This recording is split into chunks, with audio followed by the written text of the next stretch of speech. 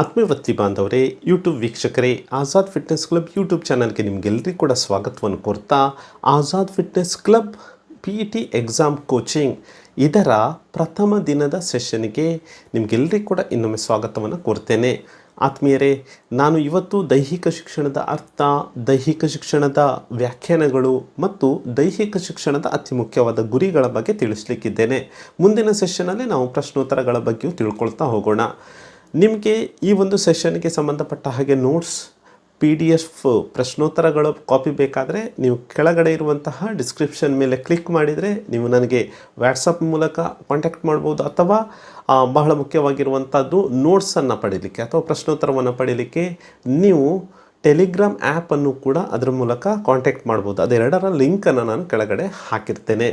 ಆತ್ಮೀಯರೇ, ಈಗ ನಾವು ನೋಡ್ತಾ ಹೋಗೋಣ. ಮೊದಲ ಸೆಷನ್ ಪ್ರಥಮ ದಿನದ್ದು ದೈಹಿಕ ಶಿಕ್ಷಣದ ಅರ್ಥ ಏನಿದೆ, ವ್ಯಾಖ್ಯಾನಗಳು ಏನಿದೆ ಮತ್ತು ಅದರ ಮುಖ್ಯವಾದಂತಹ ಗುರಿ ಏನಿದೆ ಅನ್ನೋದ್ರ ಬಗ್ಗೆ.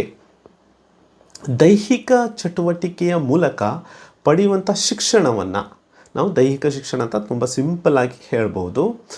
ವಿದ್ಯಾರ್ಥಿಗಳಿಗೆ ಫಿಟ್ನೆಸ್ ಇರ್ಬೋದು, ಆರೋಗ್ಯ ಇರ್ಬೋದು, ಕ್ರೀಡೆ, ಆಟಗಳು, ದೈಹಿಕ ಚಲನೆ, ಶಿಸ್ತು ಮತ್ತು ಒಟ್ಟಾರೆ ಯೋಗಕ್ಷೇಮದ ಬಗ್ಗೆ ಕಲಿಸುವಂತಹ ಒಂದು ಶೈಕ್ಷಣಿಕ ವಿಷಯವಾಗಿದೆ ದೈಹಿಕ ಶಿಕ್ಷಣ. ಇದು ಸಿಂಪಲ್ ಆಗಿ ನಾವು ಹೇಳ್ತಾ ಹೋಗುವಂಥದ್ದು.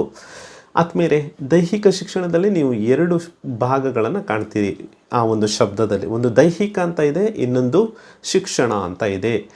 ದೈಹಿಕ ಶಿಕ್ಷಣ ಅನ್ನುವಂತಹ ಪದಗಳಲ್ಲಿರುವಂತಹ ದೈಹಿಕ ಅಂದರೆ ಇದು ಫಿಸಿಕಲಿಗೆ ಸಂಬಂಧಪಟ್ಟಿರುವಂಥದ್ದು. ಶಿಕ್ಷಣ ಅಂದರೆ ಅದು ಎಜುಕೇಷನಿಗೆ ಸಂಬಂಧಪಟ್ಟಿರುವಂಥದ್ದು. ಅಂದರೆ ದೈಹಿಕ ಚಟುವಟಿಕೆಯ ಮೂಲಕ ಬೌದ್ಧಿಕ ಮತ್ತು ಸಾಮಾಜಿಕ ಅಭಿವೃದ್ಧಿಯನ್ನು ಸಾಧಿಸುವುದೇ ಇದರ ಬಹಳ ಮುಖ್ಯವಾದಂತಹ ಗುರಿಯಾಗಿರುತ್ತೆ. ಆತ್ಮೀಯರೇ, ಇಲ್ಲಿ ದೈಹಿಕ ಅಂದರೆ ಮಾನವನ ದೇಹ, ಮನುಷ್ಯನ ದೇಹ ಮತ್ತು ಆರೋಗ್ಯದ ಕಡೆ ಜಾಸ್ತಿ ಗಮನವನ್ನು ಕೊಟ್ಟರೆ, ಶಿಕ್ಷಣ ಅನ್ನುವಂಥದ್ದು ನಡವಳಿಕೆ, ಚಿಂತನೆ ಮತ್ತು ಕೌಶಲ್ಯಗಳ ಅಭಿವೃದ್ಧಿಯ ಬಗ್ಗೆ ತಿಳಿಸ್ತದೆ. ಇದೆರಡು ಸೇರಿಸಿದಾಗ ದೈಹಿಕ ಶಿಕ್ಷಣ, ಎರಡು ಶಬ್ದಗಳನ್ನು ಸೇರಿಸಿದಾಗ ಏನಾಗುತ್ತಂದರೆ ದೈಹಿಕ, ಬೌದ್ಧಿಕ ಮತ್ತು ಸಾಮಾಜಿಕ ಬೆಳವಣಿಗೆಯ ಇದು ಸಂಯೋಜನೆಯ ಆಗಿರುತ್ತೆ. ದೈಹಿಕ ಫಿಟ್ನೆಸ್ ಅಥವಾ ಫಿಸಿಕಲ್ ಅದರ ಅರ್ಥ ಏನು? ನಾವು ಫಿಸಿಕಲ್ ಫಿಟ್ನೆಸ್ನ ಕಾಂಪೊನೆಂಟ್ಸ್ ಅಂತ ಹೇಳ್ತೇವೆ. Speed, strength, endurance, agility, flexibility, balance. Okay, ಇದೆಲ್ಲವೂ ಕೂಡ ದೈಹಿಕ ಶಿಕ್ಷಣದ ದೈಹಿಕ ಸಾಮರ್ಥ್ಯದ ಕಾಂಪೊನೆಂಟ್ ಅಂತ ನಾವು ಹೇಳ್ತೇವೆ. ಸೊ ಇದು ದೈಹಿಕವಾಗಿ ಬರುವಂತಹ ಮುಖ್ಯವಾದ ಅಂಶವಾಗಿದೆ. ಸೊ ಇದನ್ನು ಬಲ, ವೇಗ, ಕಷ್ಟ ಸಹಿಷ್ಣುತೆ, ಮೈಮಣಿತ, ಚಪಲತೆ ಅಂತ ಹೇಳ್ತೇವೆ. ಇನ್ನೊಂದು ಭಾಗವಾಗಿರುತ್ತೆ ಆರೋಗ್ಯ, ಒಟ್ಟಾರೆ ಓವರಾಲ್ ಹೆಲ್ತ್ ಅನ್ನುವಂಥದ್ದು. ಇದೆರಡು ಸೇರಿದಾಗ ಏನಾಗುತ್ತೆ ಅಂದರೆ ದೈಹಿಕ ಅಂತ ಅಂಶ ಬರುತ್ತೆ. ಶಿಕ್ಷಣ ಅನ್ನುವಂಥದ್ದನ್ನ ನಾವು ಸಪರೇಟ್ ವರ್ಡ್ ಆಗಿ ನಾವು ತಗೊಂಡಾಗ ಏನಾಗುತ್ತೆ ಅಂದರೆ ಶಿಕ್ಷಣ ಅನ್ನುವಂಥದ್ದು ಕೇವಲ ಪುಸ್ತಕ ಅಲ್ಲ, ಪುಸ್ತಕದ ಜ್ಞಾನ ಅಲ್ಲ, ಬದಲಾಗಿದ್ದು ಒಂದು ವ್ಯಕ್ತಿಯ ನಡವಳಿಕೆಯನ್ನು, ಅವನ ಆ್ಯಟಿಟ್ಯೂಡನ್ನು, ಚಿಂತನೆಯನ್ನು, ಕೌಶಲ್ಯಗಳ ವ್ಯವಸ್ಥಿತ ಬದಲಾವಣೆ, ಅವನ ನಡವಳಿಕೆ, ಚಿಂತನೆ ಮತ್ತು ಕೌಶಲ್ಯಗಳ ಒಂದು ಸಿಸ್ಟಮೆಟಿಕ್ ಡೆವಲಪ್ಮೆಂಟ್ ಅಂತ ಹೇಳ್ಬೋದು. ಅದು ಎಜುಕೇಷನ್ ಆಗಿರುತ್ತೆ. ಸೊ ಇಲ್ಲಿ ಮೂರು ವರ್ಡ್ಗಳನ್ನು ನಾವೇನು ಹೇಳಿದ್ವಿ: ನಡವಳಿಕೆಯ ಬದಲಾವಣೆ, ಬಿಹೇವಿಯರಲ್ ಚೇಂಜಸ್, ಚಿಂತನಾ ಮಾದರಿಗಳ ವಿಕಾಸ ಅಥವಾ ಥಿಂಕಿಂಗ್ ಪ್ಯಾಟರ್ನ್ಸ್ ಡೆವಲಪ್ಮೆಂಟ್, ಕೌಶಲ್ಯಗಳ ಅಭಿವೃದ್ಧಿ, ಸ್ಕಿಲ್ ಡೆವಲಪ್ಮೆಂಟ್ ಅಂತ ಹೇಳ್ಬೋದು.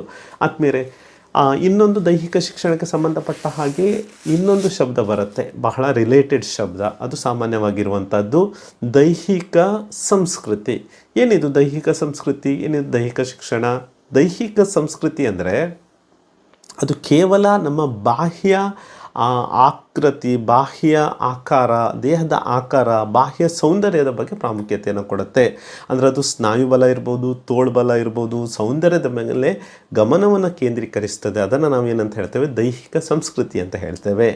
ಇಲ್ಲಿ ಕೇವಲ ಬಾಹ್ಯವಾಗಿ ಸ್ನಾಯುಗಳ ನಿರ್ಮಾಣವನ್ನು, ಅಂದರೆ ಮಸಲ್ಸ್ ಡೆವಲಪ್ಮೆಂಟ್ ಅಂತ ಹೇಳ್ತೇವೆ, ಮಸಲ್ಸ್ ಗ್ರೋತ್ ಅಂತ ಹೇಳ್ತೇವೆ. ಸೊ ಅದರ ಬಗ್ಗೆ ಹೆಚ್ಚಿನ ಏಕಾಗ್ರತೆಯನ್ನು ಕೊಡಲಾಗತ್ತೆ. ಮತ್ತು ದೈಹಿಕ ಸಾಮರ್ಥ್ಯಗಳನ್ನು, ಶಕ್ತಿಗಳನ್ನು ಹೆಚ್ಚಿಸುವಂಥ ಗುರಿಯನ್ನು ಇದು ಹೊಂದಿರ್ತದೆ. ಬಟ್ ದೈಹಿಕ ಶಿಕ್ಷಣ ಅನ್ನುವಂಥದ್ದು ಏನಾಗಿರ್ತದೆ ಅಂದರೆ ಅದು ಆಂತರಿಕ ವ್ಯವಸ್ಥೆಗಳ ಅಭಿವೃದ್ಧಿಯಾಗಿರುತ್ತೆ. ಬೌದ್ಧಿಕ ಮತ್ತು ಸಾಮಾಜಿಕ ಬೆಳವಣಿಗೆಗೆ ಇದು ಜಾಸ್ತಿ ಒತ್ತನ್ನು, ಇಂಪಾರ್ಟೆನ್ಸನ್ನು, ಪ್ರಾಮುಖ್ಯತೆಯನ್ನು ಕೊಡುವಂಥ ವಿಷಯವಾಗಿರುತ್ತೆ. ಇಲ್ಲಿ ದೈಹಿಕ ಶಿಕ್ಷಣ ನಡವಳಿಕೆಯ ಬದಲಾವಣೆಗೆ ಜಾಸ್ತಿ ಪ್ರಾಮುಖ್ಯತೆಯನ್ನು ಕೊಡುತ್ತೆ. ನಡವಳಿಕೆ, ಚಿಂತನೆ, ಕೌಶಲ್ಯ, ನಾವು ಆವಾಗಲೇ ಹೇಳಿದ್ವಿ ಎಜುಕೇಷನ್ ಅಂದಾಗ ಈ ನಡವಳಿಕೆ, ಚಿಂತನೆ, ಕೌಶಲ್ಯಗಳ ಬಗ್ಗೆ ಜಾಸ್ತಿ ಪ್ರಾಮುಖ್ಯತೆಯನ್ನು ಕೊಡುವಂಥದ್ದು. ಸೊ ಇದೆರಡು ನೋಡುವಾಗ ಒಂದೇ ಅಂತ ಶಬ್ದ ಅಂತ ಅನಿಸಿದ್ರೂ ಕೂಡ ಇದರಲ್ಲಿ ವ್ಯತ್ಯಾಸವನ್ನು ನಾವು ಗಮನಿಸ್ತೇವೆ. ನೋಡಿ, ದೈಹಿಕ ಶಿಕ್ಷಣದ ಜೈವಿಕ ಬಯೋಲಾಜಿಕಲ್ ಫೌಂಡೇಶನ್ ಏನು? ನೋಡಿ, ದೈಹಿಕ ಶಿಕ್ಷಣವು ಮಾನವನ ದೇಹದ ಚಲನೆಯನ್ನು ಮತ್ತು ಅಭಿವೃದ್ಧಿಯ ವೈಜ್ಞಾನಿಕ ಅಧ್ಯಯನದ ಮೇಲೆ ಆಧಾರಿತವಾಗಿರುವಂಥದ್ದು. ಸೊ ಇಲ್ಲಿ ವೈಜ್ಞಾನಿಕವಾದ ಅಧ್ಯಯನ, ದೇಹದ ಚಲನೆ ಎರಡು ಟರ್ಮನ್ನು ಉಪಯೋಗಿಸಿದ್ವಿ. ಸೊ ಅದರಿಂದಾಗಿ ಇಲ್ಲಿ ನಾವು ದೈಹಿಕ ಶಿಕ್ಷಣವನ್ನು ಕಲಿಬೇಕಾದ್ರೆ ತುಂಬ ವಿಷಯವು ದೈಹಿಕ ಶಿಕ್ಷಣ ವಿಷಯದೊಂದಿಗೆ ಲಿಂಕ್ ಇದೆ. ಓಕೆ, ಸೊ ಅದರಲ್ಲಿ ಮುಖ್ಯವಾಗಿ ಕಿನಿಶಿಯಾಲಜಿ, ಮಾನವ ಚಲನೆಯ ಅಧ್ಯಯನ, ಚಲನಶಾಸ್ತ್ರ ಅಂತ ನಾವೇನು ಹೇಳ್ತೇವೆ, ವಿಕಾಸ ತತ್ವ, ಅಭಿವೃದ್ಧಿ ಮತ್ತು ಹೊಂದಾಣಿಕೆ ಸಂಬಂಧಪಟ್ಟದ್ದು, ವಿಜ್ಞಾನ, ದೈಹಿಕ ಶಿಕ್ಷಣದ ವೈಜ್ಞಾನಿಕ ಆಧಾರ, ಇದು ಮೂರು ಬೇಸ್ ಪ್ರಮುಖವಾಗಿ ಬರುವಂಥದ್ದು. ಸೊ ಮುಂದಿನ ದಿನಗಳಲ್ಲಿ ನಾವು ಅನಾಟಮಿ, ಫಿಸಿಯಾಲಜಿ ಬಗ್ಗೆ, ಕಿನಿಶಿಯಾಲಜಿ ಬಗ್ಗೆ ತಿಳ್ಕೊಳ್ಳುವಾಗ ಇದರ ಬಗ್ಗೆ ಹೆಚ್ಚಿನ ವಿವರಣೆಯನ್ನು ಪಡ್ಕೊಳ್ಳೋಣ. ಓಕೆ, ಈಗ ನಾವು ಬರೋಣ ಬಹಳ ಮುಖ್ಯವಾಗಿರುವಂಥದ್ದು ವ್ಯಾಖ್ಯಾನಗಳು, ಡೆಫಿನಿಷನ್ಸ್. ಇದರ ಬಗ್ಗೆ ಯಾರಿಗಾದರೂ ವ್ಯಾಖ್ಯಾನವನ್ನು ಖಂಡಿತವಾಗಿ ಪರೀಕ್ಷೆಯಲ್ಲಿ ಕೇಳುವಂಥ ಸಾಧ್ಯತೆ ಬಹಳ ಜಾಸ್ತಿ ಇದೆ. ಸೊ ಫಸ್ಟಿಗೆ ನಾವು ನೋಡೋಣ ಚಾರ್ಲ್ಸ್ ಎ ಬುಚರ್ ಅವರ ವ್ಯಾಖ್ಯಾನ. ಅವರೇನು ಹೇಳ್ತಾರೆ ನೋಡಿ, ಚಾರ್ಲ್ಸ್ ಎ ಬುಚರ್ ಹೇಳುವಂಥದ್ದು ದೈಹಿಕ ಶಿಕ್ಷಣವು ಒಟ್ಟು ಶಿಕ್ಷಣದ ಒಂದು ಅವಿಭಾಜ್ಯ ಅಂಗವಾಗಿದೆ. ಓಕೆ, ಎರಡನೇ ಅಂಶ ಅವರು ಏನು ಹೇಳ್ತಾರೆ ಅಂದರೆ, ಇಲ್ಲಿ 4 ಪ್ರಮುಖ ಕ್ಷೇತ್ರಗಳಿವೆ.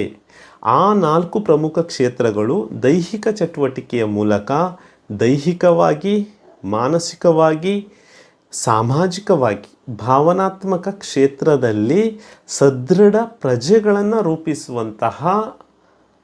ರೂಪಿಸುವುದು ಇದರ ಗುರಿಯಾಗಿದೆ ಅಂತ ಹೇಳ್ತಾರೆ. ಅದರ ಗುರಿಯ ಬಗ್ಗೆ ಅವರು ಹೇಳ್ತಾರೆ, 4 ಕ್ಷೇತ್ರಗಳಲ್ಲಿ ಅವ್ರು ಏನಂತ ಬದಲಾವಣೆಗಳನ್ನು ತರುವ ಮೂಲಕ ಒಂದು ದೇಶದಲ್ಲಿ ಸದೃಢ ಪ್ರಜೆಗಳನ್ನು ರೂಪಿಸುವಂತಹ ಗುರಿ ಈ ದೈಹಿಕ ಶಿಕ್ಷಣಕ್ಕೆ ಇದೆ ಅಂತ ಹೇಳ್ತಾರೆ. ಸೊ ಇಲ್ಲಿ ನಾವು ಈ 4 ಗುರಿಗಳ ಬಗ್ಗೆ, ಈ 4 ಕ್ಷೇತ್ರಗಳ ಬಗ್ಗೆ ತಿಳ್ಕೊಳ್ಬೇಕು. Physically, mentally, socially, emotionally. ಇಲ್ಲಿ ಪರೀಕ್ಷೆಗೆ ಕೇಳುವಂಥದ್ದು ಸಾಮಾನ್ಯವಾಗಿ 3 ಕೊಟ್ಟು 4ನೇದನ್ನು ಚೇಂಜ್ ಮಾಡ್ತಾರೆ. ಓಕೆ, ಸೊ ಈ 4ನೇದು ಯಾವುದು ಅನ್ನೋದನ್ನು ನಾವು ಕಂಡುಹಿಡಿಬೇಕಾಗತ್ತೆ. ಇಂಥ ಪ್ರಶ್ನೆಯನ್ನು ಸಾಮಾನ್ಯವಾಗಿ ಕೇಳುವಂಥದ್ದು. ಸೊ ಇದನ್ನು ಸುಲಭವಾಗಿ ನೆನಪಿಟ್ಕೊಳ್ಬೇಕಾದ್ರೆ ನನ್ನ ಒಂದು ಟ್ರಿಕ್ ನಿಮಗೇನೆಂದರೆ, so Charles A butcher.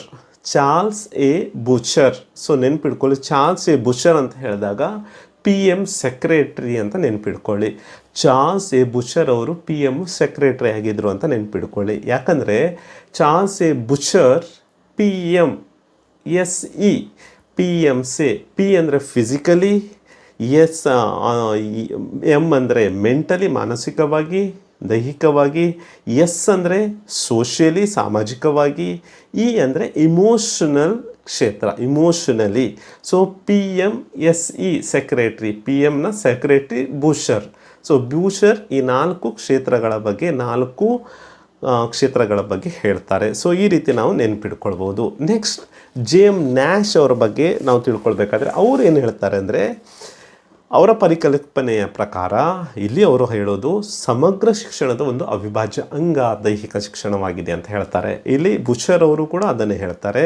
But ಇಲ್ಲಿ ಮುಂದುವರೆದು ಇವರು ಏನು ಹೇಳ್ತಾರೆ ಅಂದರೆ, ಇದು ದೊಡ್ಡ ಸ್ನಾಯುಗಳ ಒಂದು ಚಟುವಟಿಕೆಯಾಗಿದೆ, ಬಿಗ್ ಮಸಲ್ ಆ್ಯಕ್ಟಿವಿಟಿ.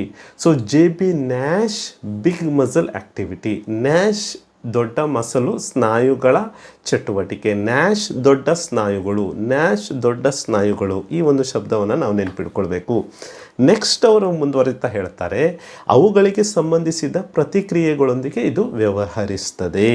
ದೊಡ್ಡ ಸ್ನಾಯುಗಳ ಚಟುವಟಿಕೆ ಮತ್ತು ಅವುಗಳಿಗೆ ಸಂಬಂಧಿಸಿದ ಪ್ರತಿಕ್ರಿಯೆಗಳಿಗೆ, ರಿಯಾಕ್ಷನ್ಸ್ಗಳಿಗೆ ಇದು ವ್ಯವಹರಿಸ್ತದೆ ಅಂತ ಹೇಳ್ತಾರೆ. ಸೊ ಇವರು ಇಲ್ಲಿ 4 ಅಂಶಗಳ ಬಗ್ಗೆ ಗಮನವನ್ನು ಕೊಡ್ತಾರೆ. ಸೊ ಇದರ ಬಗ್ಗೆ ಸಾಮಾನ್ಯವಾಗಿ ಕೇಳುವಂಥ ಸಾಧ್ಯತೆ ಇದೆ. ಮೊದಲನೇದಾಗಿ ಜೈವಿಕ ಬೆಳವಣಿಗೆ.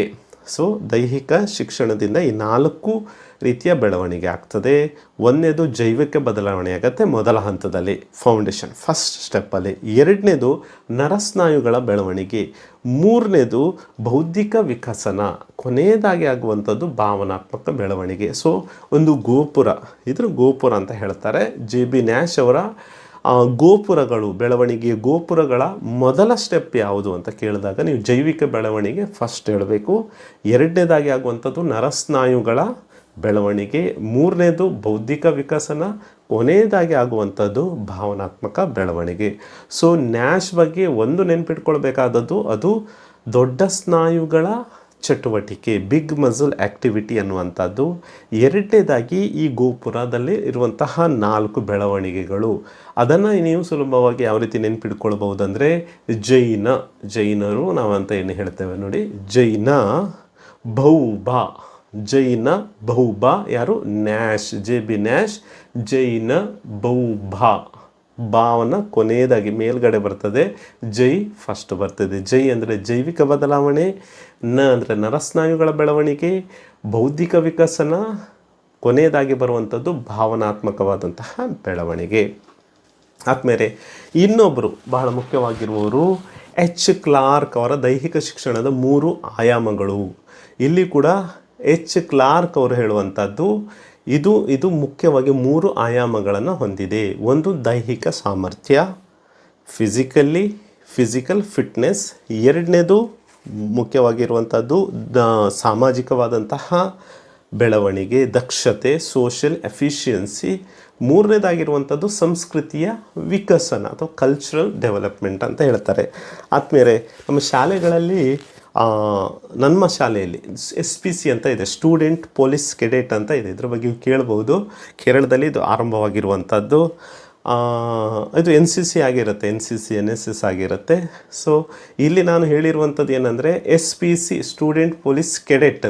ಇದು ನಾವು ಕ್ಲಾರ್ಕ್ ಬಗ್ಗೆ ಹೇಳುವಾಗ ಕ್ಲಾರ್ಕ್ SPC ಅನ್ನು ನೆನಪಿಟ್ಕೊಳ್ಬೇಕು. ಕ್ಲಾರ್ಕ್ ಅವರ 3 ಆಯಾಮಗಳು ಯಾವುದು? SPC. ಎಸ್ ಅಂದರೆ ಏನಾಗಿರುತ್ತೆ, ಅದು ಸಾಮಾಜಿಕ, ಸೋಷಿಯಲ್ ಎಫಿಷಿಯನ್ಸಿ. P ಅಂದರೆ ಫಿಸಿಕಲ್ ಎಫಿಷಿಯನ್ಸಿ ಅಥವಾ ಫಿಸಿಕಲ್ ಫಿಟ್ನೆಸ್. ಕೊನೆಯದಾಗಿ C ಅಂದರೆ ಕಲ್ಚರಲ್ ಡೆವಲಪ್ಮೆಂಟ್.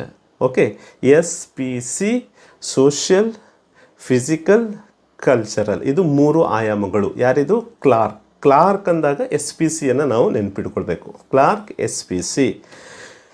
ಓಕೆ, ಹಾಗಾದರೆ ದೈಹಿಕ ಶಿಕ್ಷಣದ ಮುಖ್ಯ ಗುರಿ ಏನು, ಇದರ ಬಗ್ಗೆ ಒಬ್ಬರ ಅಭಿಪ್ರಾಯವನ್ನು ನಾವು ನೋಡೋಣ. ಅವರು ಯಾರದು? ಅದು ಹ್ಯಾರಾಲ್ಡ್ ಎಂ ಬ್ಯಾರೋ ಅವರು. ಹ್ಯಾರಾಲ್ಡ್ ಎಂ ಬ್ಯಾರೋ ಅವರು ಏನು ಹೇಳ್ತಾರೆ?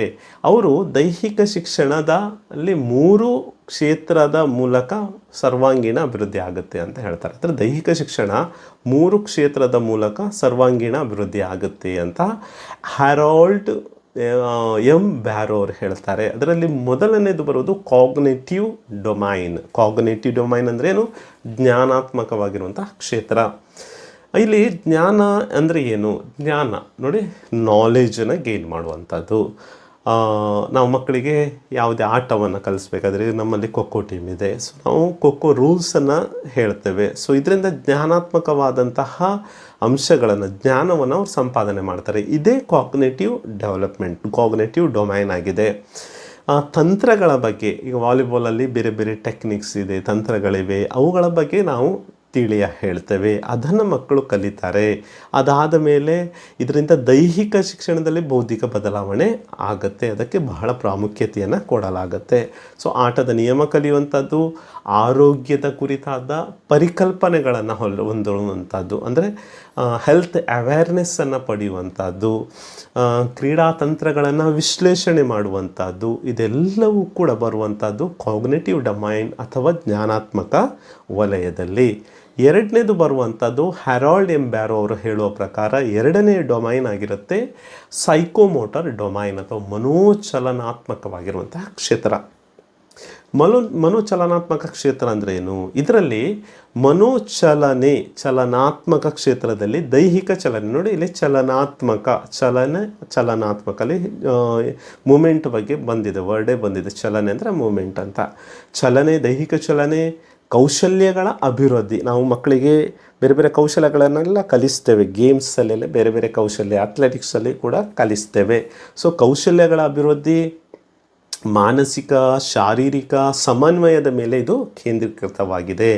ಕ್ರೀಡಾ ಕೌಶಲ್ಯಗಳು, ಚುರುಕುತನ ಮತ್ತು ಸಮನ್ವಯದ ಸುಧಾರಣೆ, ಅದರ ಜೊತೆಯಲ್ಲಿ ದೈಹಿಕ ಚಲನೆ ಮತ್ತು ಕ್ರಿಯಾಶೀಲತೆಯನ್ನು ಮಕ್ಕಳು ಕಲಿತಾರೆ. ಇದನ್ನೇ ಹೇಳ್ತಾರೆ ಸೈಕೋಮೋಟರ್ ಡೊಮೈನ್ ಅಂತ. ಮೂರನೇ ಡೊಮೈನ್ ಆಗಿರುತ್ತೆ ಭಾವನಾತ್ಮಕವಾಗಿರುವಂತಹ ಕ್ಷೇತ್ರ. ಇದನ್ನು ಎಫೆಕ್ಟಿವ್ ಡೊಮೈನ್ ಅಂತ ಹೇಳಬಹುದು. ಇದು ಹ್ಯಾರೋಲ್ಡ್ ಎಂ ಬ್ಯಾರೋ ಅವರ 3 ಡೊಮೈನ್ಗಳು, 3 ಕ್ಷೇತ್ರಗಳು. ಸೊ ಕೊನೆಯದು ಇರುವುದು ಎಫೆಕ್ಟಿವ್ ಡೊಮೈನ್. ಎಫೆಕ್ಟಿವ್ ಡೊಮೈನ್ ಅಂದರೆ ಭಾವನಾತ್ಮಕವಾಗಿರುವಂತಹ ಕ್ಷೇತ್ರ. ಅಂದರೆ ಭಾವನಾತ್ಮಕ ಕ್ಷೇತ್ರವು ವ್ಯಕ್ತಿಯ ಮನೋಭಾವವನ್ನು ಅದು ಚೇಂಜ್ ಮಾಡುತ್ತೆ, ಅಂದರೆ ಕ್ರೀಡಾ ಮನೋಭಾವವನ್ನು ಜಾಸ್ತಿ ಮಾಡುತ್ತೆ. ಭಾವನಾತ್ಮಕವಾಗಿ ಸಾಮಾಜಿಕ ನಡವಳಿಕೆಯಲ್ಲಿ ಅಭಿವೃದ್ಧಿಯನ್ನು ಸಾಧಿಸ್ತಾರೆ. ಉದಾಹರಣೆಗೆ ಕೇಳಬಹುದು, ಸಚಿನ್ ಅವರು ಔಟ್ ಆದಾಗ ಅಂಪೈರ್ ಡಿಸಿಷನ್ ಕೊಡೋ ಮೊದಲು ಅಲ್ಲಿಂದ ಮರಳ್ತಾಯಿದ್ರು, ಕ್ರೀಸ್ ಬಿಟ್ಟು ಹೋಗ್ತಾಯಿದ್ರು, ತಾನೇ ಔಟಾಗಿ ಹೋಗ್ತಾಯಿದ್ರು ಔಟ್ ಆದಾಗ. ಸೊ ಇದು ಯಾವ ಡೊಮೈನಲ್ಲಿ ಬರುತ್ತೆ ಅಂತ ಕೇಳಿದಾಗ ಇದು ಬರುವಂಥದ್ದು ಭಾವನಾತ್ಮಕವಾದ ಕ್ಷೇತ್ರ ಅಥವಾ ಎಫೆಕ್ಟಿವ್ ಡೊಮೈನಲ್ಲಿ ಬರುತ್ತೆ. ಸೊ ಇಲ್ಲಿ ನಾವು ಮಕ್ಕಳಿಗೆ ಈ ಸ್ಪೋರ್ಟ್ಸ್ಮೆನ್ಶಿಪ್ ಅಂತ ನಾವು ಏನು ಹೇಳ್ತೇವೆ, ಕ್ರೀಡಾ ಮನೋಭಾವ ಅಂತ ಹೇಳ್ತೇವೆ, ನ್ಯಾಯಯುತವಾಗಿರುವಂತಹ ಆಟದ ಬಗ್ಗೆ ಹೇಳ್ತೇವೆ, ಇದೆಲ್ಲವನ್ನು ಕೂಡ ದೈಹಿಕ ಶಿಕ್ಷಣದಲ್ಲಿ ಇವರು ಭಾವನಾತ್ಮಕವಾದ ಡೊಮೈನಲ್ಲಿ ಕಲಿತಾರೆ. ಆದ್ಮೇಲೆ ಇವತ್ತು ನಾವು ತಿಳ್ಕೊಂಡಂಥ ವಿಷಯ ದೈಹಿಕ ಶಿಕ್ಷಣದ ಅರ್ಥವನ್ನು ಸಿಂಪಲ್ ಆಗಿ ತಿಳ್ಕೊಂಡ್ವಿ, ವ್ಯಾಖ್ಯಾನಗಳನ್ನು ತಿಳ್ಕೊಂಡ್ವಿ, ಬಹಳ ಮುಖ್ಯವಾದ ಗುರಿಯನ್ನು ತಿಳ್ಕೊಂಡ್ವಿ. ಓಕೆ, ಇದಕ್ಕೆ ಸಂಬಂಧಪಟ್ಟ ಹಾಗೆ ಸುಮಾರು 30 ಪ್ರಶ್ನೆಗಳ ಇನ್ನೊಂದು ಸೆಷನ್ ಇದೆ. ಇದರ ಮುಂದುವರಿದ ಭಾಗ ಈಗಾಗಲೇ 16-17 ನಿಮಿಷಕ್ಕಿಂತ ಜಾಸ್ತಿ ವಿಡಿಯೋ ಆಗಿದೆ, ಇನ್ನೂ ಜಾಸ್ತಿ ಆಗುತ್ತೆ ಅಂತ ಹೇಳಿ ನಾನು ಇದರ ಭಾಗವನ್ನು ಇನ್ನೊಂದು, ಅಂದರೆ ಇದಕ್ಕೆ ಪ್ರಶ್ನೋತ್ತರಕ್ಕೆ ಸಂಬಂಧಪಟ್ಟ ಹಾಗೆ ಇನ್ನೊಂದು ವಿಡಿಯೋದಲ್ಲಿ ನಿಮಗೆ ತಿಳಿಸ್ತೇನೆ. ಇವತ್ತಿನ ವಿಡಿಯೋವನ್ನು ವೀಕ್ಷಿಸಿದ ತಮಗೆಲ್ಲರಿಗೂ ಕೂಡ ಕೃತಜ್ಞತೆಯನ್ನು ಸಲ್ಲಿಸ್ತಾ ಎಲ್ರಿಗೂ ಶುಭವಾಗಲಿ ಅಂತ ಹೇಳ್ತಾ ನನ್ನ ಮಾತನ್ನು ಮುಗಿಸ್ತಾ ಇದ್ದೇನೆ. ಧನ್ಯವಾದಗಳು. Thank you.